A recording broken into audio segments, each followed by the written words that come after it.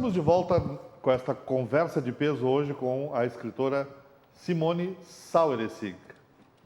Simone, o que tu costumas ler, ou começaste a ler e costumas ler, de ficção científica, quais os autores, as obras, e de terror?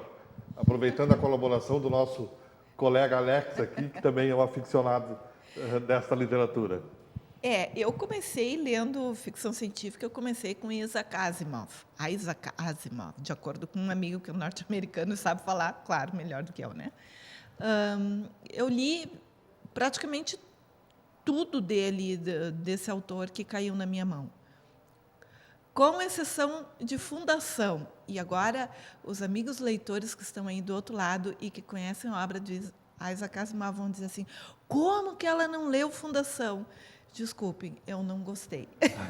Eu li o primeiro volume e não consegui ler os demais. Mas livros de contos, praticamente li todos dele, dos que vieram para o Brasil, né? Ray Bradbury também eu lia bastante. E na área do terror, eu comecei com Edgar Allan Poe. E isso quando eu era adolescente, o que pode soar meio esquisito, porque, afinal de contas, ele era um escritor do século XIX, então não é assim um vocabulário tão simples e tal. Mas eu acho que, em matéria de contos de terror, ele era simplesmente genial. Assim. O cara era muito bom. E me deixou com aquele arrepio na nuca assim, mais de uma vez. Depois eu encontrei Stephen King. E aí sim, aí se abriram as portas do tenebroso, né? Sim. Porque o interessante da obra de Edgar Allan Poe é que, apesar de que tudo é muito, muito assustador, talvez um ou dois contos dele que são sobrenaturais, nenhum dos outros são sobrenaturais. Eles resvalam pelo sobrenatural. Eles são realmente fantásticos, porque fica a dúvida do leitor se aquilo que ele leu foi uma história que é sobrenatural, ou que é uma história estranha, ou, afinal de contas, do que esse cara está... Com o que esse cara está me assustando? Mas ele está me assustando. Já com o Stephen King, a gente não tem dúvida nenhuma. É vampiro, é a criatura do outro mundo mesmo. E, realmente, eu acho que ele é o grande mestre do século XX, pelo menos, na minha opinião. Ninguém conseguiu escrever terror tão bem quanto Stephen King.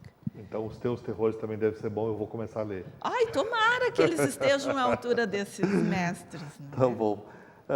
Voltando agora para o teu trabalho, tu foste homenageado já diversas vezes em feiras do livro e tal.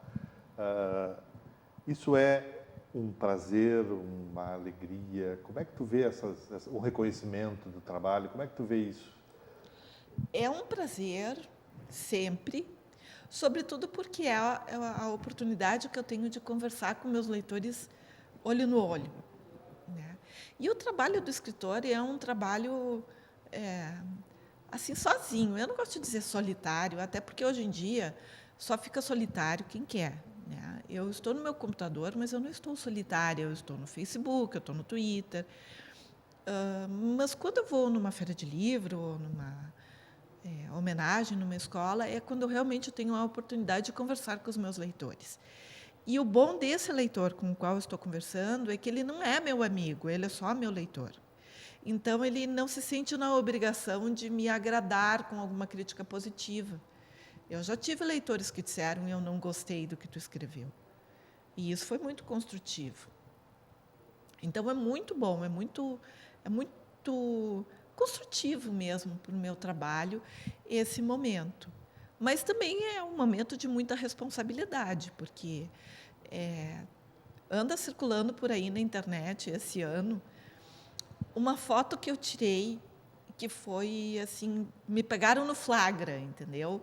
Foi quando o Rubi Ragang, que foi um bonito trabalho que a gente fez com a Cultural, Quando o livro veio da gráfica, o pessoal da Cultural me telefonou e disse: os livros chegaram, tu quer dar uma olhada? Eu larguei tudo que eu estava fazendo em casa, fui correndo lá para ver, né, como é que os livros tinham ficado. E daquele jeito que eu estava, se tirou uma foto, que eu olhei para a foto e disse: ai, coisa horrorosa, mas bem, enfim, é só essa foto, é só esse momento, ela vai desaparecer. E eu não sei, esse ano desencantaram aquela foto de algum lugar. O que tem de errado na foto? Aquela foto está horrorosa, eu estou descabelada, eu estou desarrumada, eu estou de qualquer jeito. Só está de pijama. Quase, não é? E eu acho que o escritor, ele é como se ele fosse o cartão de visita, um pouco do próprio livro e de toda a equipe que fez aquele livro.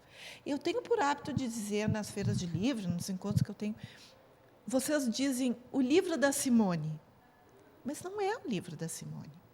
É o livro da Simone, do ilustrador, do cara que fez a revisão de português, do cara que criou diagramou, o capista, o editor que organizou tudo isso, o cara que está vendendo. No momento que eu estou de escritora, eu estou representando toda essa equipe, então eu acho que eu tenho que fazer o meu melhor. Posso estar com uma cara de quem saiu de casa de qualquer jeito, meio que de pijama. Da faxina de casa. Não é. A gente tem essa representação. Eu acho que esse isso... cuidado que tem que ter. Eu, pelo menos, tenho esse cuidado. Além de ter teus próprios livros, tu fosses articulista de periódicos, jornais, revistas. Para quem tu já escrevesse, tu continua escrevendo ainda para algum jornal, alguma revista? Não, é uma colaboração bem esporádica. Assim, eu acho que o mais longo tempo foi o NH, não? Sobretudo na época da Papinha, né? Que eu fiquei 5 anos, mais de 5 anos, porque eu entrei no NH graças ao senhor, não é, senhor Dejair? Não me lembro. Claro, porque eu entrei no NH através da coluna de livros. E eu me lembro que foi uma oportunidade que tu me deste. E estando lá fazendo a coluna de livros, depois eu fui chamada para continuar a Papinha, quando a editora eu fiquei 18 anos lá, né? Então, assim, muita gente, Alejandro Malo, a dona Reda Sefrim, o João Ávila, que hoje é colunista de política. E assim foi, né? As pessoas... O Lelo me passava a missão, precisamos de um colunista de moda. Lá ia eu procurar alguém para fazer. Do tênis, a Ana Kirsch, uma coisa assim. Sim. Hoje ou ontem ela publicou que está fazendo 25 anos de coluna, uma coisa assim. Eu disse, meu Deus, isso aí fui eu também que convidei, né? A gente... eu só não imprimi lá, eu fiquei 18 anos, fiz tudo, né? Menos só não fui para a gráfica. Né? Ai, não acredito. Fiz de tudo lá. Mas e aí eu fiquei lá, então, esse tempo todo. E depois trabalhei com a Folha de Novo Hamburgo, uma época. E agora as minhas colaborações são mais esporádicas, assim. De vez em quando eu mando alguma coisa para alguém e o pessoal tem a gentileza de publicar. Paralelo a esse trabalho de escritora, eu sei que tem uma bailarina aí, né? Tem. Como é que que surgiu a dança, né? Como é que tu concilia isso? A dança e a literatura e o teatro? Parece que também o teatro já fez também, não? Não, eu fiz uma peça de teatro, mas não é a minha, assim, daquelas coisas que tu faz uma vez e olha e diz, não é a minha, não é a minha. A dança é o forte. Mas a dança é o forte, A dança me acompanha desde os 8 anos. E eu comecei a fazer balé clássico, então, aquela tradicional, criança, filha única e tal. E aí, mas não é porque a filha única estivesse incomodando para fazer aulinha de balé, né? Porque a gente diz aulinha de balé quando a gente é pequeno, né? Não, é porque a minha mãe queria que eu parasse quieta e tivesse modos, né? Isso é o... Sentasse direitinho.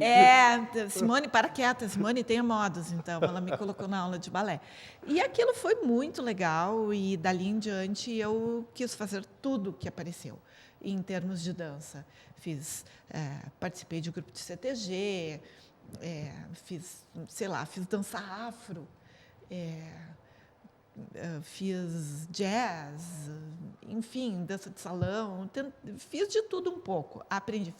E finalmente encontrei o flamenco, que foi um estilo de dança que me acompanhou durante muitos anos, que me trouxe muitas coisas boas, muitas alegrias.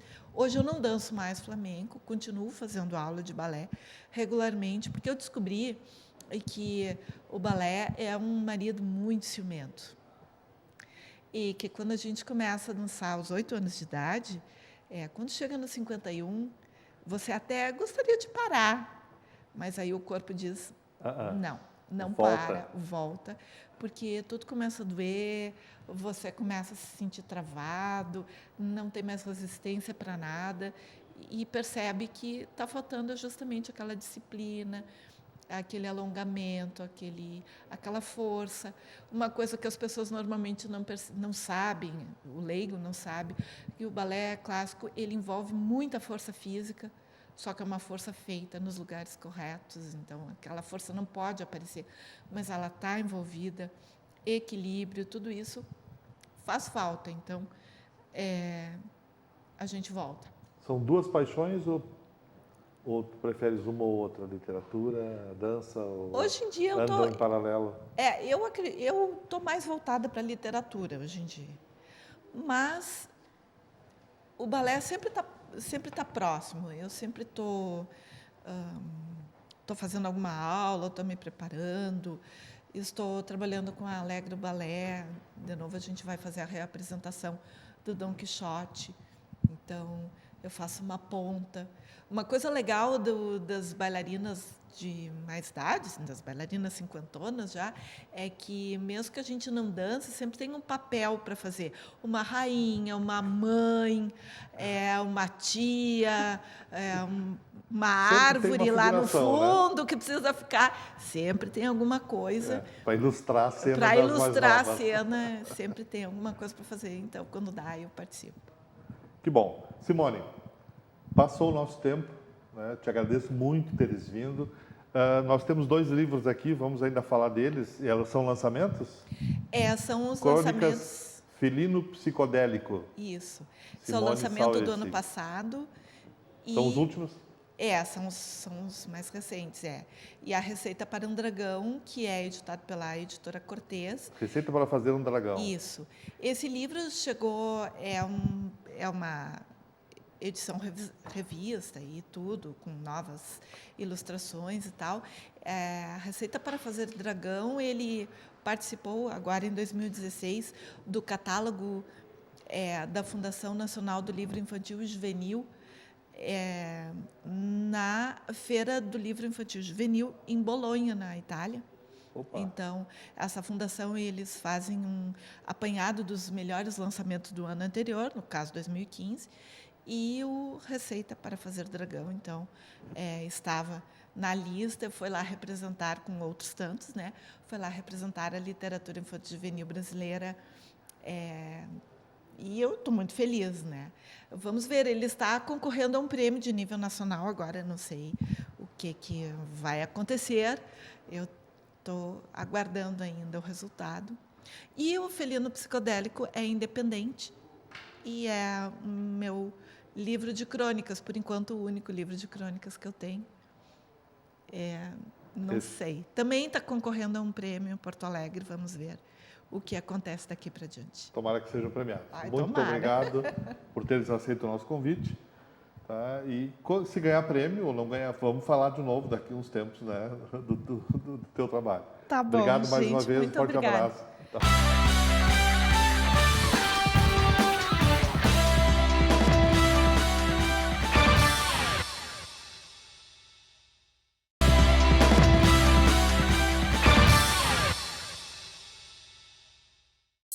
Yeah.